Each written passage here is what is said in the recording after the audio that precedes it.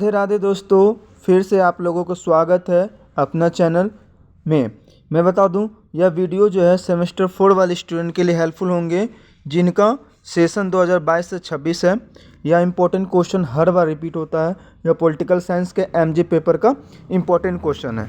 I hope यह class आपको बहुत अच्छा लगेगा, इसलिए आप इस क्लास को अच्छा से देखिए। ठीक है, चलिए आज का इम्पोर्टेंट क्वेश्चन है वो आपको यहाँ पर ध्यान देना है।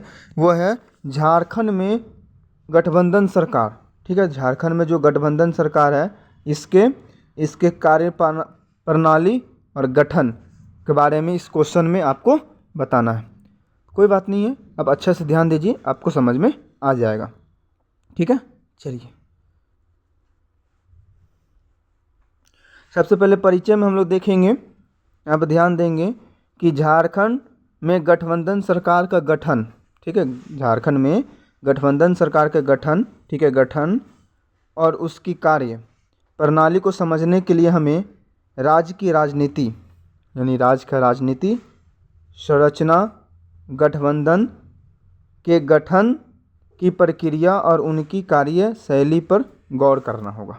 आपको याद रखना है, झारखंड में गठबंधन सरकार को गठन के लिए या उसको समझने के लिए उसकी कार्य प्रणाली समझना होगा।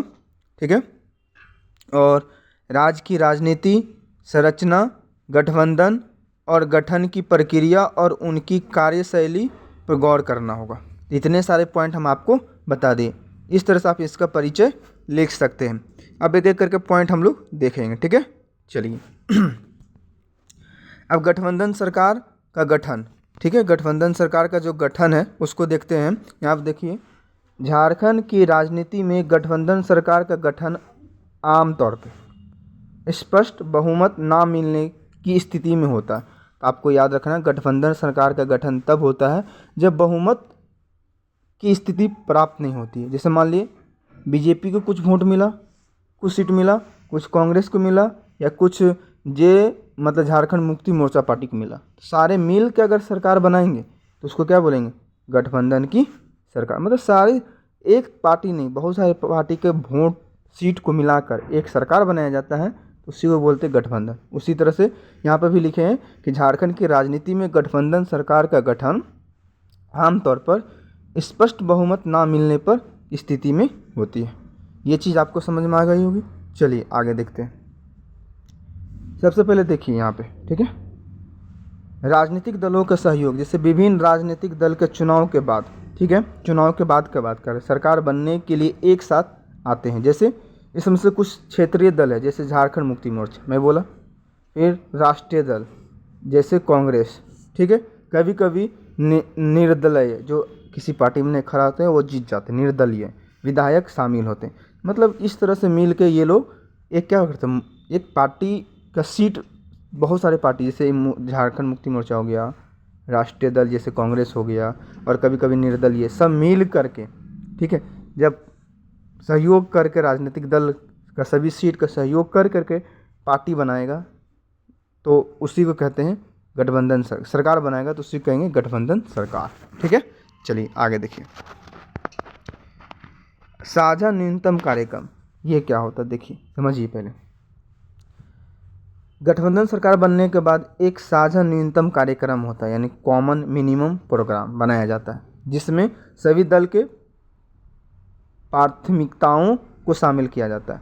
क्या उसका मेन चीज़ है, मेन मोटिव है, उसको क्या किया जाता है, शामिल किया जाता। अब मान लो झारखंड मुक्ति मोर्चा पार्टी हुआ एक, दूसरा हुआ कांग्रेस, तीसरा हो गया अन्य निर्दलीय, सब मिल के एक क्या करेगा, बैठक करेगा। ठीक है, तो उसी कहते हैं एक साझा न्यूनतम कार्यक्रम, और उसमें प्राथमिकता देगा, क्या मुद्दा है उस चीज़ का बात करेगा। ठीक है, तो उसी कहते हैं साझा न्यूनतम कार्यक्रम। ये होता है गठबंधन सरकार बनने के बाद। ठीक है, आगे देखिए। नेतृत्व का चयन। नेतृत्व का चयन कहने का मतलब देखिए, गठबंधन सरकार में मुख्यमंत्री का चयन बहुमत दल या गठबंधन के भीतर सहमति से किया जाता है। अब ऐसा नहीं है कि झारखंड मुक्ति मोर्चा है, ठीक है, इनका सीट था मान लीजिए 50, कांग्रेस का था 20, निर्दलीय था मान लीजिए 5। अब मुख्यमंत्री किसका पार्टी का बनेगा, तो इस सब में जो बेहतर होगा उनको क्या बनाया जाएगा, मुख्यमंत्री बनाया जाएगा। ठीक है। ऐसा जरूरी नहीं कि झारखंड मुक्ति मोर्चा पार्टी का ही मुख्यमंत्री बनेगा, तो कुछ डीलें होंगी जो यहाँ पर साझा बोले ना, साझा प्रोग्राम वहाँ बैठेगा, तो उसी में जो डील होगा उसी में से एक मुख्यमंत्री चुना जाएगा। ठीक है, चलिए ये सब पॉइंट लिखना था। ये पॉइंट किस में लिखना था कि गठबंधन सरकार का गठन कैसे होता है, गठन में लिख दिए, इस तरह से इसका गठन हो जाता है। ठीक है, गठन का ये पॉइंट था, याद रखना होता है। अब है इनका कार्यप्रणाली। ठीक है, कार्यप्रणाली क्या है देखिए। गठबंधन सरकार के कार्यप्रणाली निम्नलिखित बिंदुओं पर निर्भर करती है। ठीक है, पहला क्या है देखिए, पहला इनका पॉइंट है जो ध्यान में होता है, वो ध्यान देना चाहिए, वो है सहमति और समन्वय। गठबंधन के दलों को हर महत्वपूर्ण नीति और निर्णय, ठीक है, सहमति पर बनती है। ठीक है, निर्णय जो है यहाँ पे याद रखना है, सहमति बनता है। ऐसा नहीं कि कोई भी अपने मन से कर लेगा, सब दल में जितने भी नेता हैं, जितने भी 2-3 पार्टी मिलकर बना, सभी के नेता जो चीज़ पर सहमति देंगे वही निर्णय लिया जाता है। लेकिन गठबंधन सरकार थोड़ा चलना मुश्किल हो जाता है इसलिए। ठीक है, ठीक है, चलिए बहुमत सरकार के अनुसार, है ना। आगे देखिए नेक्स्ट, क्षेत्रीय राष्ट्रीय मुद्दे। झारखंड जैसे राज्य, ठीक है, झारखंड एक राज्य है, में क्षेत्रीय दल स्थानीय मुद्दों जैसे आदिवासी अधिकार, वहाँ का आदिवासी अधिकार है, भूमि सुधार है, खनन नीति आदि पर जोर दिया जाता है। खनन नीति, भूमि सुधार, आदिवासी का अधिकार, ये सब पर जोर दिया जाता है। राष्ट्रीय दल के व्यापक मुद्दे पर केंद्रित करता है। यही सब मुद्दे पर वहाँ पर गठबंधन सरकार भी क्या करती है, कार्य करती है। ठीक है, चलिए आगे देखिए। विभागों का बंटवारा, अब सबका विभाग का बंटवारा भी करेगा। जैसे मान लीजिए विभाग भी तो होगा, बंटवारा होगा। देखिए मंत्रिमंडल में विभिन्न दलों के नेताओं को उचित, ठीक है, यहाँ पर ध्यान दीजिएगा, तो उचित प्रतिनिधित्व देने के लिए विभागों को बंटवारा करेगा। सबको बराबर हिस्सा चाहिए, इसलिए बंटवारा करेंगे। ठीक है, चलिए फिर चुनौती भी आएगा। क्या चुनौती आएगा देखिए, कि गठबंधन सरकार में अक्सर आपसी तालमेल कमी हो जाता है, वादों पर पूरा करने पर देरी हो जाती है, और सत्ता संघर्ष जैसी समस्या होती है, इसलिए ये ज़्यादा चलती भी नहीं है। ठीक है, बहुमत सरकार ज़्यादा दिनों तक चलती, फिर से बहुमत सरकार बनाया जाता है ना। चलिए अब झारखंड में जो हुआ था गठबंधन सरकार, उसके बारे में थोड़ा कुछ बातें करते हैं जो क्वेश्चन के अनुसार। ठीक है, एक बार हुआ था, कब हुआ था याद रखिएगा, 2019 में गठबंधन सरकार बना था। ठीक है, इसमें झारखंड मुक्ति मोर्चा, कांग्रेस और राष्ट्रीय जनता दल आरजेडी, ये सब गठबंधन मिलकर एक सरकार बनाया था, जिसका मुख्यमंत्री बने थे हेमंत सोरेन। ठीक है, चलिए इनका कार्य एक ही बार बना है। इनका कार्यप्रणाली देख सकते हैं, कार्यशैली समझ सकते हैं।